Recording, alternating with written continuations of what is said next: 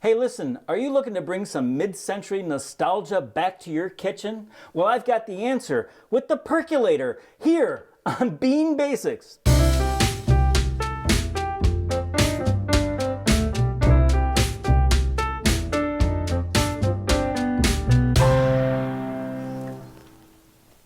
Oh, hey there. Welcome to Bean Basics with Bob and Michelle. Welcome to sunny Saugatuck, and welcome to the Obis Lab. Hey, listen, today we're talking about the Percolator. One of these right here, 12 cups. And, you know, the Percolator is not looked well upon in coffee world at times. It's not the perfect way of making a cup of coffee, but it is sort of a nostalgic way of approaching a cup of coffee. So I thought we'd make some coffee with a Percolator, show you how to do it. And I've got a few workarounds that sort of mitigate the downstrokes of using a percolator. Now, the biggest downstroke in methodology on a percolator is it really almost overheats the water. And the other thing is it continuously recirculates the coffee, and it kind of cooks the coffee. And that's considered a bad idea in coffee production. So I'm going to take this apart, we're going to put it back together, we're going to brew some, we're going to percolate some, and we'll find out the fixes along the way, if that's okay. All right, so with a percolator, this one's electric. The original one from 1819, of course, was a stovetop version, but these were very popular in the 50s. As a matter of fact, this was virtually on every American's back kitchen counter. There's no doubt about that. It was the star of all of my parents' dinner parties in the 70s, too. That's right. And obviously people didn't know a lot about coffee at that point in time, but they did drink a lot of it. Actually, per capita, Americans drink less coffee today than they did in the 50s, and a lot of that was thanks to the 12-cup percolator that was sitting on the back of the kitchen counter. And, you know, society was a little bit different. The whole idea of sort of stopping by your neighbor and sharing a cup of coffee mid-morning was not unusual. Right? It was a way to greet. It was a way to welcome. You would offer somebody a cup of coffee. All right. Let me go ahead and take this apart. It's an electric percolator, so there's a plug. There's a lid. Sorry, it's a little noisy. Like any coffee method, there's always a brew basket, and this brew basket has fairly fine holes on it. I see that. Yep. And then there's a brew basket lid. And then there's something that's called a stem. And when it's in the pot, this brew basket sits on top of this spring right here. Okay. Now, as you can imagine, there's a heating element in here, but the heating element is very concentrated in the center, and it's a deep well. So there's just one point of heat, and I think you can see that in the center. Yep.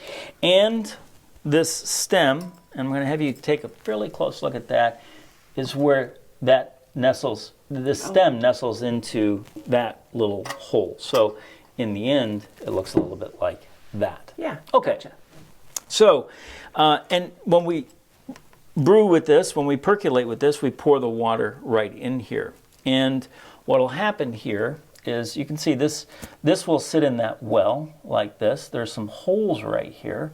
The water will flow in those holes to that heating element, which is right here. And at some point, that water will turn to steam and push this washer up, clog those holes, and the steam and the water will be forced under pressure up the stem. Gotcha. Okay. Might have to have you come back again. Okay, sorry about that. So what will happen is, here's our brew basket, water shooting up, and you can see on the top of the lid, there's like a little disc, and it will shoot into that disc and spray it over this. I don't know if you remember the Gabby, and we can put the Gabby up here, but this is a way to sort of diffuse the water so it just trickles on the grounds. And so far, all of this methodology is really good. It's really great. But the problem is, of course, as I mentioned before, is what happens is the finished coffee drips right back into the water. So at some point, you're not just circulating water and trickling it down on top, you're circulating water and coffee and trickling that down on top. And that can lead to over-extraction, right? Now, this is called a percolator. And we often distinguish between two different methods of extracting coffee. One is infusion. The example of the infusion, of course, is a French press. All these other methods that I have here, the moka pot, the Melita, and the auto drip, are all percolation methods. This one happens to be sort of named after that. But percolation simply means you're using a solvent to dissolve solids. Our solvent in this case is water, and the solids are the soluble components of the coffee bean itself, right? If you continuously wash it over and over again, you could over-extract. But maybe we've got a fix for that. Ooh, right. All right, I'm going to go ahead and load a brew basket. Okay. And so I got to disassemble again. It's going to be a little noisy, and we're going to get right into brewing right away. I can take these pieces and put them to the side for a moment because we just need to focus on this. Now, the holes on the brew basket are pretty small. And there was a time where we would have just said, hey, let's make it a very coarse ground, sort of like a French press ground, and we will just keep the grounds from coming through by making it coarse. But of course, you know, when you have a very coarse ground, on an immersion method, that works pretty good. The water has a lot of contact time. In a percolation method, not so good, you know. So people found a way to have filters in here instead. And there's two kinds of filters. And this one is a square filter, and you're like, a square filter? How the heck does that work, right? Yeah, there's something about a square peg in a round hole. Yeah. And these have all been, you know, previously die cut. So there's a hole right there. I don't know if you can see that. Yep. And on the corners, there's other holes, okay? So what'll happen is, on the stem right there, you would push this right over the stem. And at this point, you would pour your coffee in, and each of these corners you would fold over the stem. Now this feels... it's like you're making a little sachet. Yeah, totally, like a little sachet. And the advantage of this is on cleanup. Of course, the advantage is not in preparation, because boy, is this quite tedious, right? But here you go. You would fold it all over, and you would have this little sachet in there. And the nice thing about that, as I mentioned, is you just grab that in the end and throw it away, okay? What I don't like about it is we already have this great diffusion method, right? So when the water is initially dripping over, my fear is it actually will start running down the side at the low points on this filter and never really get a good penetration on the coffee. So from a cleanup perspective, it's great. From an extraction and preparation method, it's a real pain in the neck. The one I do like as a filtered coffee, and you could use a coarse ground and not use a filter at all, and your coffee would be a little more bitey, chewy, as they say, or otherwise have fines in it. But the other one that I really like is just this little disc that sits on the bottom and completely covers that bottom area, and then you just nest your coffee on there. And because you have this great sort of diffusion plate here, there's an even flow of water all throughout. Okay. I think we actually have to grind some coffee at this point. We always have a ratio of, well, we go 30 to 500, 30 grams of coffee to 500 grams or milliliters of water. You can scale that up to 60 grams of coffee and 1 liter of water. You can scale it down to 250, and you get the idea, right? Now, in their instructions, of course, they've got cups and tablespoons, and it's really confusing because there are cup markers and everything like that. But, you know, every device has a different ounceage on their cups. This one happens to be 5 ounces, and so it's 2 to 3 tablespoons, and right there, I get a little wonky because is it 2 or is it 3 tablespoons? And the answer is, because I did measure it earlier, it's 3 tablespoons per 5 ounce in this particular case. But we're going to stick with our ratio, the one that Michelle and I use every morning to make our cups of coffee, right? One quick question. Yeah. Should we pre-wet the filter? You can.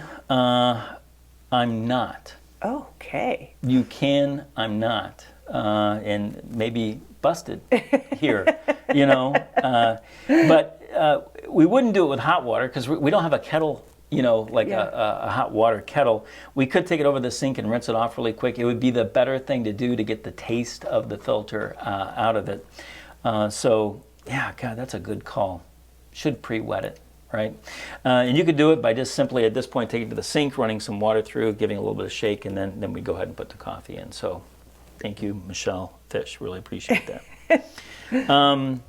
So let me go ahead and dose up 30 grams of coffee, and we're just going to use BIGGBY Best.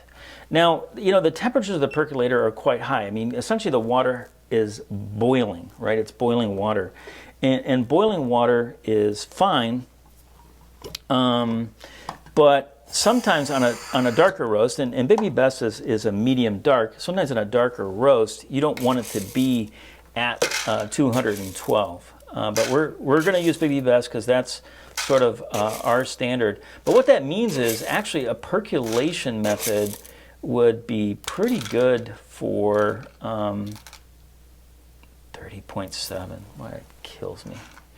Percolation method is really good for a light roast, right? Yeah. Very good for a light roast, just because the temperature of the water is so high. And as a general rule, when you're extracting coffee, you would prefer hotter temperatures to lower roast degrees.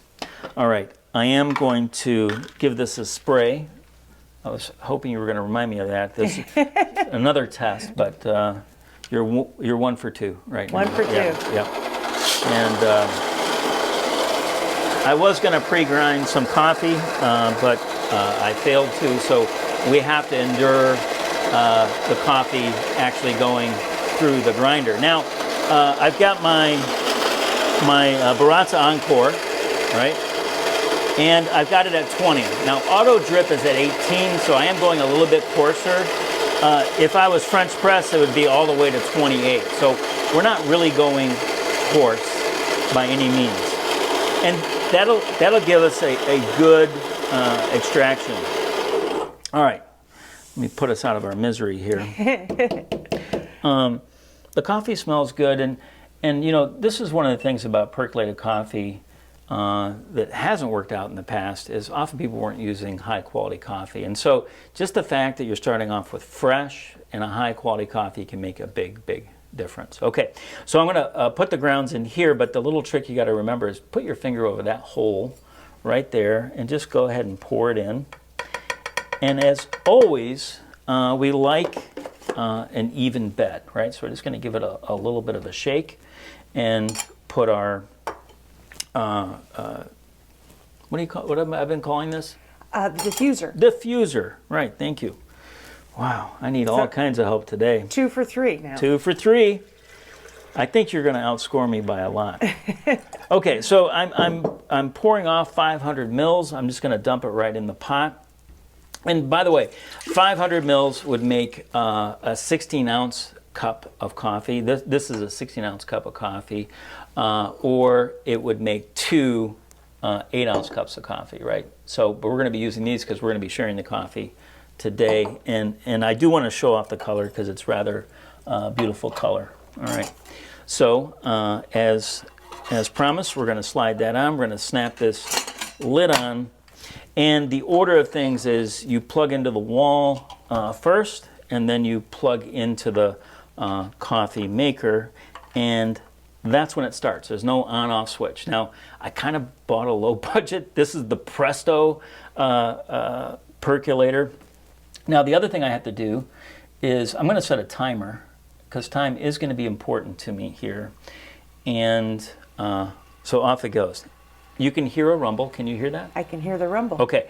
Now, the thing I want you to wait for is there's going to be a thump at some point, and that's going to be water shooting up that stem, hitting this right here. So it's going to actually pulse. Now, I'm going to do something that please don't do this at home. I'm going to take off the lid because I'm going to demonstrate the actual pulsing action. You'll actually see it shoot up here in a moment. Ooh. Now, that's a light version of shooting up. Whoa. You can see it gets more and more. And what happens is it bounces off of here, and then it gets splatted over over there. That's how it works, right? Right.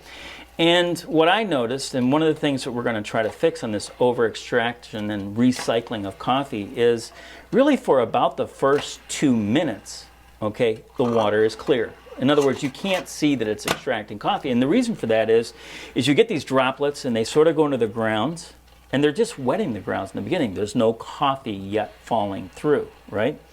And I'm just calling that the bloom, right? That's the bloom. So for about 2 minutes, we're blooming the coffee, and the extraction doesn't really begin until after the first 2 minutes. And then it does end up on a really heavy roll. Like the frequency of these pulses will increase because it'll take less energy to heat the hotter and hotter water, right? I don't know if anybody follows on that, but that's the way that works. Right? I followed you, baby. And what we're going to do is we're going to cut this off. Now, there's an indicator light that says when this is ready.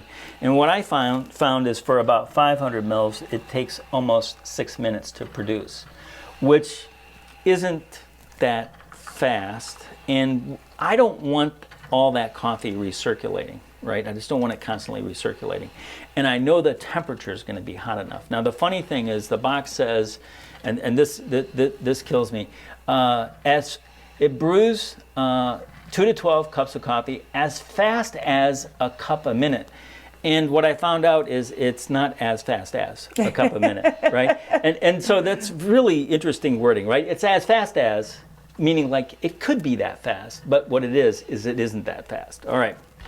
So we're going to let this pulse 2 minutes. It's 2 minutes now, right? Okay, so now great. if I were to open this up again, we'd start seeing some coloration on the water. Some. Okay? Coloration meaning coffee. And it's getting more powerful, right? It's getting more powerful. All right. A little geyser. You could have put your eye out there, Don't do this at home, all right? Now, the cool thing about the percolator is it was invented, and I've written this down, so I just want to share it with you, in 1819 by a gentleman's name I love saying, which is Joseph Henry Marie Laurent. And he was Parisian, of course. He was. Of course he was. And it wasn't electric in 1819. It was a stovetop version. But it was like an automatic version of making coffee, right? 1819 is pretty early. And the reason I'm bringing this up is because in 1908, a German, Melita Benz, invented essentially the pour over, right? And this is where you would have a pot of water on the stove and you would pour your coffee through here. This was a superior method than this because it didn't constantly recycle the coffee, right? And then in 1933, Mr. Bialetti invented the mocha pot, right? And we have episodes on the mocha pot, and we'll put that up there. It's a very popular episode.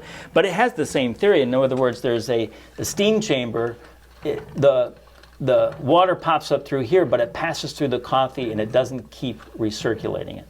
Can you hear this thing pulsing? Yeah, I can. It's like an organism, like it's alive, right? There's a rhythm to it.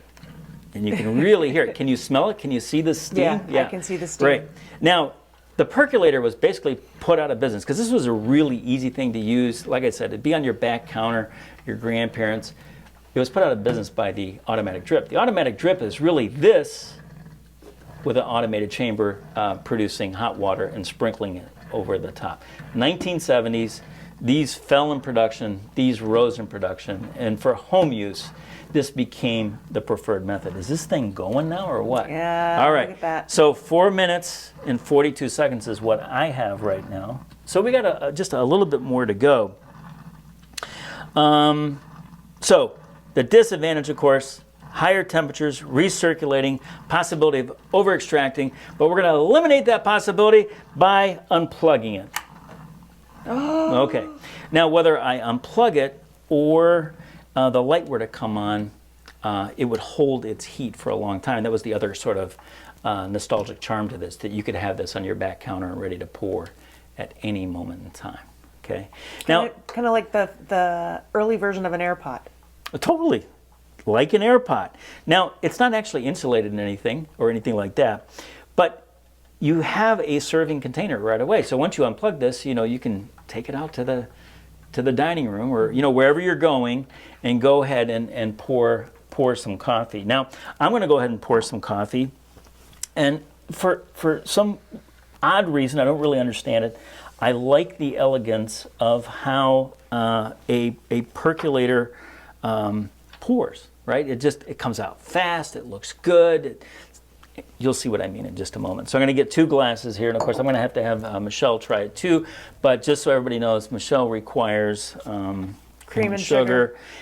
We don't approve, but we do accommodate, right? Because, at BIGGBY we say, and really we would say this in One Big Island in Space too, the way you need to enjoy coffee is the way you like it, right? And so, although, I kind of give Michelle a hard time about it, but let me show you how this pours, right? It's a really elegant pour, right? And no drip, right? No drip.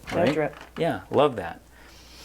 So, the way we're mitigating over extracting is understanding that we're not really extracting in the first 2 minutes, and then we let it kind of go to town for about 3 minutes, and now we're done. We're ready to serve. I do have to give this a stir for Michelle, who will be the ultimate judge of whether this is good or bad, or whether the improvements we made are appropriate or not. Thanks, baby. Yeah. So cheers, by the Cheers. way. I mean, it's not Cling. coffee cocktails, but we do enjoy our cup of coffee, right? We do. And, BIGGBY Best is always our baseline. So what are your thoughts? Well, I find it actually, I was expecting a much bitier cup of coffee. But it's really smooth. It's almost, it's really nice. It doesn't scream at you. It doesn't scream at you, right? And using fresh coffee, using quality coffee, getting the grind right, and just reducing the time of percolation a little bit really can make this piece of nostalgia something that maybe you could bring back to your kitchen counter. I mean, tell me this doesn't look cool, right? It does. And it's not expensive to use at all. So, yeah, I think that's all we have, right? Do you think we should keep this? Oh, definitely. Okay, this is a keeper. Yes. And would we recommend it to others, or? Well, this is it's like a lifestyle piece, really, because for me, I'm nostalgic. Yeah. Using it, it would be fun to have it at a dinner party. That's right. And it makes a good cup of coffee as long as you don't let it run forever. I think if you just recently bought a mid-century modern home, yes, and you've really decked it out, that there's no way that you can't have a percolator on it. Yeah, I agree. In fact, that's a great idea for housewarming gifts for our friends who just bought a mid-century modern houses. All right. Well, on that note, we're going to say goodbye, but before we do want to leave you with this one note, and that is when the world loves you. Nope. When you love the world will love you right back. But the world does love us. Yes. Thank goodness. Hey, thanks for joining us. For future episodes, click the subscribe button. Being Basics is brought to you by OneBigIslandInSpace.com with 2 G's.